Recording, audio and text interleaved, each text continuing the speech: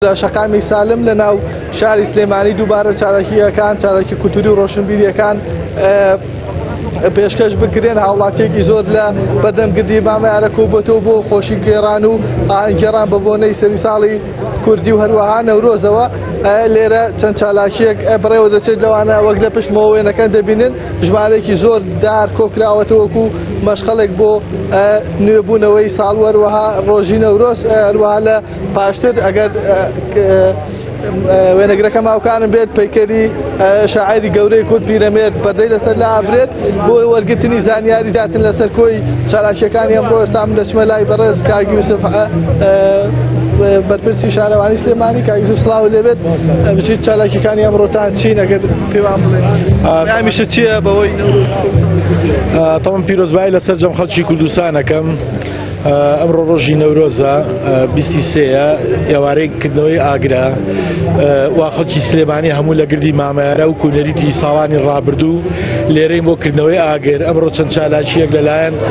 ژمارەیەک لە ڕێکخراوەکانی سلێمانی کەلتوری کەلەپوری ڕۆشنبیری سلێمانی بە هاوکاری دام و دەستگاکانی حکوومەت ئەمڕۆ یادا پیرۆز ڕاگیرێ پەردە لەسەر پەیکەری پیرەمێردی شاعیر پیرەمێردی نەمەر لا ئەبرێت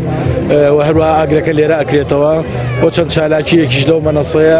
ئەنجام دێت لە خوێنە ئەمڕۆ کۆتاییان دێت یاخود ڕۆژانی تریش بەردەوام دەبێت چالاکیەکانەوەی کە هەیە تەرکیز کراوە ئەمڕۆیە و شەقامی سالمیش لە ڕووی ئەمنیەوە پارێزراوە بێ بۆ هاوڵاتیانەی کە لە ئێوارە و شەوە بۆ پیاسەکردن بچنە سەر ئەو شەقامە مایتا چیە بۆ هاوڵاتیان لەم ڕۆژەیە بەتایبەتی ئەوانە کە سەدای شوێنە گشتیارەکانەکەن لە ڕووی پاک و خاوێنیەوە یاخود لە ڕووی پاراستنی سروشتی کوردستانەوە وڵا ڕێنمایمان بۆ خەڵک بێمە ڕۆژێکی خۆشە تەمان ئەم ڕۆژە ڕۆژی پیرۆزە لە مێژووی کووردا ڕۆژی مقاومەکردن بووە ڕۆژی بەرگریکردن بووە ڕۆژی هاتنی ساڵێکی نوێ بووە بەهار بووە هیوادارم ئەو یادە بەرز ڕابگرن و بتوانن بیپارێزن و خوان لە کێشە و مەشاکیل و توندیتیژی بپارێزن بەڵێ ئەوەی کە دەیبنن لە ئێستا کۆبوونەوەی ژمارێکی زۆری هاوڵاتیە لە گردی مامەیارە ئەوان بۆ خۆشحاڵی دەربڕین بە هاتنی ساڵی نوێی کوردی هەروەها ڕێو ڕسماگەکانی نەورۆز لێرە کۆبوونەتەوە زۆر باشە ئەم کاک حاجی سڵاو لێبێت چی تۆ هێناوەتە ئێرە ئەمڕۆ ڕۆژی نەورۆزە چ پەیامێکت هەیە وەڵا قوربان گیان خۆشی ئێوە هێنانی بوو ئێرا و لێرە لەخوا بەجارێ حەزمان بەم خۆشیە و ئینشەڵا دنیا چاتر خۆش ببێ و خۆشی سەلامەتیەوە چ پەیامێکت هەیە بۆ لایەنە سیاسیەکان لەم ڕۆژێ ئەمڕۆ ڕۆژێکی کەلتوریە مێژوویە چ پەیامێکت هەیە بۆ وەڵای خۆشی ئەوانمەوێ و ئینشەڵا قسەیان یەک بێت و سەربەرزن و بە بەڕاستی یەکگرن ئەومانەوێ ئەسمەلایم مامێژوان بەگیان سڵاو لێبێ پەیامی تۆ چییە لەم ڕۆژەیە سلام علیکم پێشەچی سڵاو و ڕێزمێ بۆ کەناڵی پەیام خۆی گەورە پایداردان کە بۆ خاتی قورعان وەڵاهی ئێمە چ پەیامێکمان بێ پەیامێکی ئەوەمان هەیە کورد سەرکەوێ کورد بێتە یەک پارچە کورد لە ناو خۆیان ئەم هەموو کوتلە و کورتەکاریە کۆتایی پێبێت هەموو هیوایەتی هەموو میلەتی کورد چییە یاک بگرین بەڵام ئیسان ئەم ئەندامانەی ئیسان هەر هەمووی خزمەکاری دڵە ئەگەر دڵ بێتاقەت بێ ئەم ئەندامانە چیەکەن هیچ بەڵام ئێمە ئەگەر خوای گەورە ڕەحممان پێ بکە لایەنە سیاسیەکان سەرکردەکانمان دەستخەنە ناودەستی یەکەوە یەکتریان خۆش بوێت میلەتەکەش بە عام هەمووی یەکتری ئەوێت بەڵام بڵێن چینی ئێستا ئێمە کەسی ناوێ خوایش هەمومان کە ئێمە یەکترمان نەوێ خوای ئێمەی ناوێت پەیامی ئێمە چییە؟ پەیامی ئێمە سەرکەوتنی کوردستانە پەیامی ئێمە دەوڵەتی کوردیە پەیامی ئێمە ئەوەیە یەک بگرین ئەم ناڕەحەتی و ئازار و ئازابەی ناو ئەم لایەنە سیاسیانە کۆتایی پێبێت پایدارین خوای گەورە ساڵی 2007مان بۆ بکات بە ساڵێکی خۆشی و یەکگرتووی و حکومەتێکی سەربەخۆ بینە دەوڵەتی سەربەخۆ سواس دەکەم بەڵێ ئەوەی کە گوێتان لێ بوو ڕای بەشێک زۆر باشە ئیحسان لە وڵاتیانەیە کە بۆی مەراسیم و بۆنەکانی نەورۆز و سەری ساڵی کوردیەوە هاتوونەتە بناری گردی مامەیارە پێچ ئێمە چاوەڕێوە دەکەین لە کاتژمێر چواری پاژنیوەڕۆ ئاگر لەو دارانە بەربدرێ وەکەوەی کە کۆتایی دێت بە ساڵی 2716 کوردی و ساڵێکی نوێ دەست پێ دەکات کە ساڵی 2717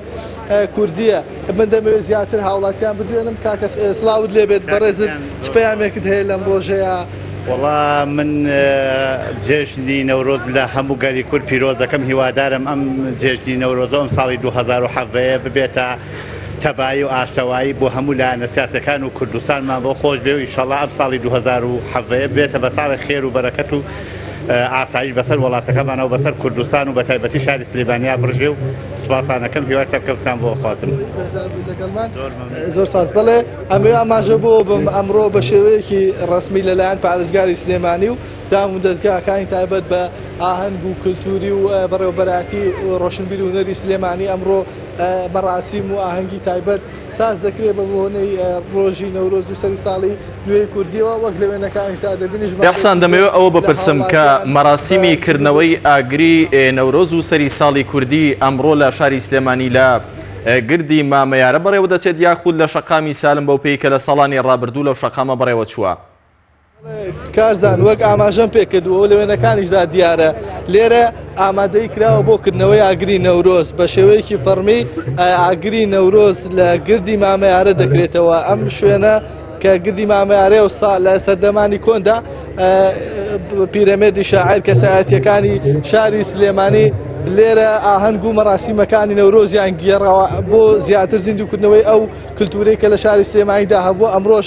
گردی مامەیارە هەڵبژێدا بۆەوەی کە ئاگری نەورۆزی تێدا بکرێتەوە هەڵبەت چالایشەکان لە شەقامی سالم لە شوێنەکانی دیکە هەتا ئەمڕۆ لە بەڕێوەبەراتیەکانی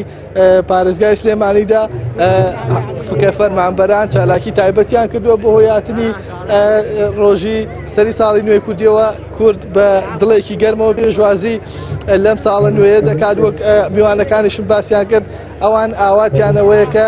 هەرێمی کوردستان بگات خەڵکی کوردستان بگات بۆ خۆنە لە مێژینەی کە هەیەی خەونی ئاشتی پێکەوەیان سەرجەمتیر و توێژەکانی هاوڵاتیاندا ئێستا